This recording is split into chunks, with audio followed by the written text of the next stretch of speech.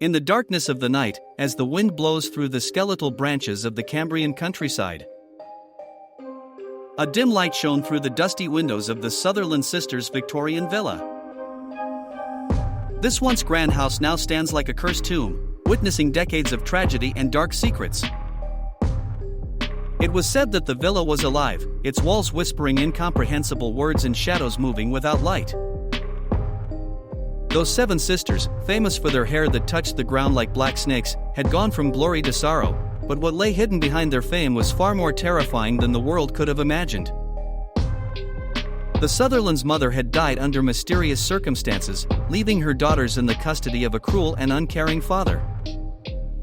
To survive, they joined the Barnum and Bailey Circus, where their charming voices and hypnotic hair would captivate the audience. But behind the veneer of success, disappointment grew like a malignant tumor.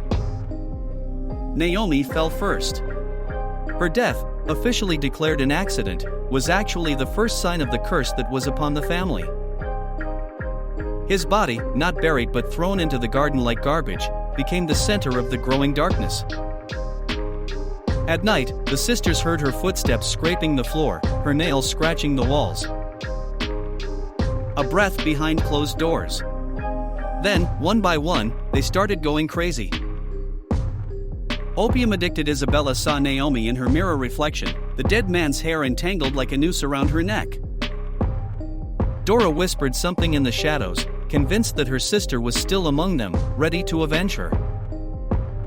As the embalmed body of Frederick Castlemaine was left to rot in the music room, it wasn't just the stench of decay that troubled the air, there were sighs, whispers, and inhuman groans. When Mary, now in the grip of uncontrollable madness, began to tear out her hair, she became convinced that the long black hair was a living snake trying to strangle her. That was when the horror reached its peak. The villa itself seemed to be vibrating with an evil energy. The walls were bloody. The floors creaked with the sound of invisible footsteps. And the wind coming through the closed windows whispered the sisters' names. In 1926, the survivors, reduced to 3, made a last desperate attempt to escape. But there was no escape from fate. Dora died in a mysterious car accident, the details of which were never heard of, and her body was never found.